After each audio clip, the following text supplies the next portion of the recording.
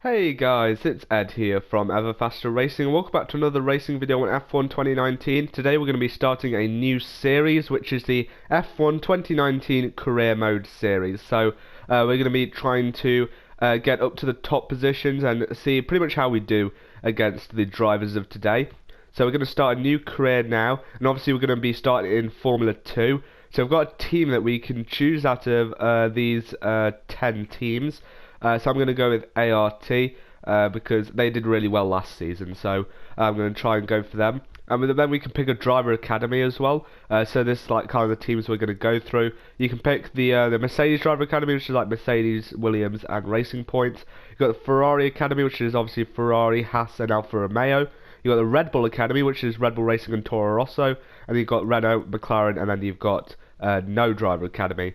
So my plan for this season is to probably go with McLaren because I just want to. That is actually a good base car to start with.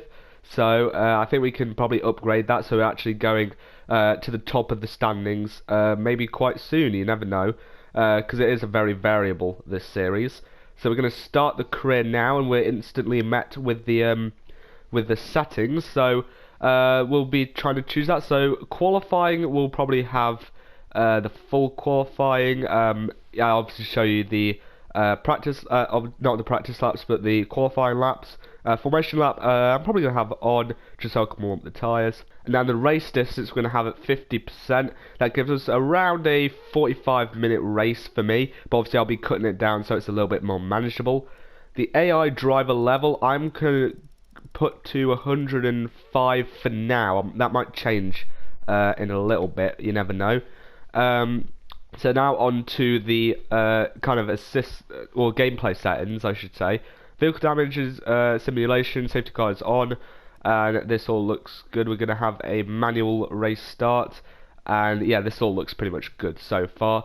And then the assists, we're going to have all the brakes and traction control off. We're going to keep the racing line on just because it's kind of a bit of a struggle. I do need to like learn these circuits. Obviously, I don't really have much time for that, so we're going to have the racing line. We're going to have the gearbox with manual and the suggested gear, so I'll have a little button number on the screen that tells me what gear I should be in. So I am in manual and just a little bit more assisted, and then all the pits, releases and assists are off, and the ERS mode at manual. So that's pretty much it for the assists, so let's get into the career mode. ART's new driver really commanding the race here. Devon Butler still ruthlessly giving chase.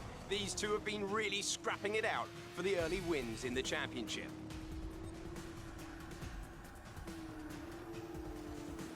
And something's wrong. Butler sees his chance. Some kind of mechanical failure. Picking up speed again. It's unclear what the issue was. Can they still finish this race? Looks like an issue with the turbo. You've lost some speed at the top end, but you're very close to the finish. You can still compete and get some points here. Don't give up. Just do the best you can. We're all behind you.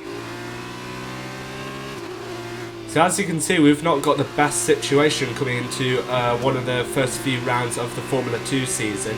We've got a failure on the turbo. So what that means is we're going to have a loss of straight line speed. So we're not going to be able to hit our top speed as quickly. So unfortunately that's not going to be very good for us. And we are given the chance to, like, given an option to either let Waver pass, or we can kind of hold them, or we can like say no, I don't want you to pass me because we are disagreeing with team orders if we did that. So your teammate wants to pass you. I know you don't want to drop a position, but without your turbo, he's the best one to challenge for points further up the field. If you got Lucas up, you could be denying the team points. So I do let Waver pass because he is obviously much faster than me, and obviously with a failed turbo he is going to be faster than me. But then we've got, I think that's Markelov coming down the inside of us, trying to make a 2-for-1. So I don't really want that to happen, so I say, yeah, that's not going to happen. And I do kind of defend into these first corners, and he does back off in the end. So that was just Lucas Weber giving thanks so that we did let him pass. So obviously it was going to happen. Like we've got 3 laps left, so yeah, he was going to pass us eventually on down one of the straights. So as you can see, I have a massive lockup there. That's because I'm not really into this car too much. So obviously I've been like racing all the Formula 1 cars, and obviously a Formula 2 car is very different. It's got not as much downforce. It's I think it's weight's different, and then obviously the power is different as well. So yeah, very different car that we are driving here. So it's just trying to get used to it, and hopefully we can as we lock up again. Obviously we don't want that. That's just going to slow us down. So we've gone to the main straight now, and unfortunately Markelov does pass us, obviously with that advantage on the straight line speed. So yeah, unfortunately we had to do that. Not much we could really do about it. So yeah, we do let him past. If we can, we can. No, we do have a massive slide. I was about to say if we can get a perfect lap in, we could probably get him. But yeah, it's just with the turbo and like with me not feeling with this car. Yeah, it's not very good. So we're going to try and hold this position now for as long as possible until the end of the race. That's 2 laps away. So hopefully we can do it, although with the lockups we're having, it's just going to slow us down a load. So yeah, we have to try and get in the feel of this car, trying to get in the rhythm of the race, and let's see what we can really do. So as you can see, Weber's gone way ahead, so it's a very good idea to let him past. Props to the team as well. That's what they should have done, and that's what I would have done as well if I was commanding the team. So we're going back onto the main straight now, trying to get a really good exit out of the last corner, just so we can get a good straight line speed down the straight. As you can see, as that was Jeff telling me, it's the last lap, so we're just going to have to hold this position for as long as possible, coming down into the last lap. And yeah, we should about get it. They are scrapping behind us, Giotto and another car, I'm not quite sure who it is, but they're going to be fighting together, so that's going to slow them up, and that gives me the advantage over them, which is quite good. So as you can see, we're about 3 tenths up on our previous time, so that means we are actually going to kind of get into the field of the car, which is obviously very good. As you can see, I didn't lock up into that corner, but take a questionable line through there, I think that'd be. So onto the main straight we go now. We have got a decent gap over the guys behind us. There is a trainer car kind of forming. So yeah, obviously that's going to be a load of people wanting to get past me, but there's only a few corners left, so I don't think they'll be able to do it. And yeah, as you can see, the race winner Devin Butler for the Dams team. So yeah, if we hadn't have had the turbo failure, we probably would have won the race. So I don't know where Weber's going to come. I think he's going to come 5th, I think, overall. So as we take the checkered flag, it's going to be P7 for us. Unfortunately, not the best Grand Prix. So another fantastic victory for Dams today. Davide, what do you think made the difference here? I think what won them the race was their ability to adapt. At every point, they delivered what was needed. They were calm and steady when they needed to be, but they were ruthless and aggressive when it was demanded of them. There wasn't anything out there that they weren't prepared to handle. Let's see if they can keep it up this season. And I can see our drivers making their way out now. It's been a sublime team performance, and it's the culmination of a lot of hard work. Dams are your winners today.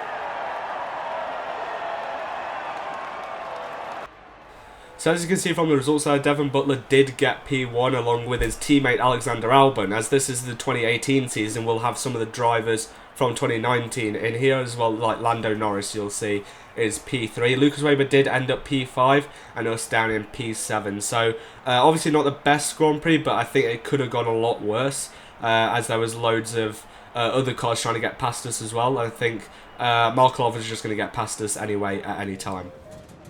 There you are. That was an exciting race. It definitely got people talking about you, which means I was able to secure a quick interview. Okay, we're all set over here. Just a minute. Remember, anything you say to the press can go very, very public. So be relaxed, but also be conscious of what you're saying and how it might come across to other people, okay? I think we're ready. Great. So Emma keeps telling me you're the one to watch this season. If that's true, you'll be doing plenty of these. Just remember, be yourself. And the more you can give me, the better this will go. Right, stand here. Turn a little this way for me. Perfect. Ready? An exciting race today. Let's get your perspective. So we've got you a and new Lucas interview are new here. to the team. How are you settling in? So I'm going to try and be a little bit nice and say that the team are doing a really fantastic job and that Lucas is an exceptional driver. That gets me a sportsmanship increase. Okay, so how did you feel about being ordered to give up the position to Lucas? Well, I think, to be honest, it was actually pretty fair that we did let Lucas pass. So, yeah, I'd say it's the right decision and it was beneficial for the team. Great. Well, that's everything. So that's quite a short interview there. I'm going to try and go on the sportsmanship side during this kind of career, because that's just kind of like the guy man. I'm not really a showy person, that is, unless Martin's involved, but that's a whole other series to kind of think about there. So yeah, that was one of the interviews, and I think we've got another cutscene coming up. Hey, look, I know that wasn't easy letting me pass, but it was the right choice. It was good driving. Yeah, that's how I'd describe it, mate. Just good, not great. 1 in 6. 1 in 6 makes the leap to F1. The other 5 are still watching their less talented teammates collect all their points. Shame, really. A lot of great drivers never get their chance because they do it all for the team. Those teams got us here. Yeah, but it's the drivers that take the risk. We should get the rewards. You ever won a race in F1? That's how winners think. And remind me, how many F1 races have you won? You watch this space. At the end of this championship, I'll be the one lifting the trophy, and I won't use my teammates to nick the podium. Okay, I'm out. You believe what you want, Devon, but it's still early days. He's either very clever or you're just a pushover. You really think if the situation was reversed, he'd do the same for you? You want to start looking out for yourself. No one else will. So yeah, Devon Butler is obviously not a very nice guy. So I think that's going to be our kind of goal next time to beat him. So although that is going to be the next episode though. So thank you so much for watching, guys. If you like that video, hit that thumbs up and also subscribe if you're new to the channel, and also comment down below what video you'd like to see next. So that's been enough from me. Hope you enjoyed the video, and I'll see you in the next one.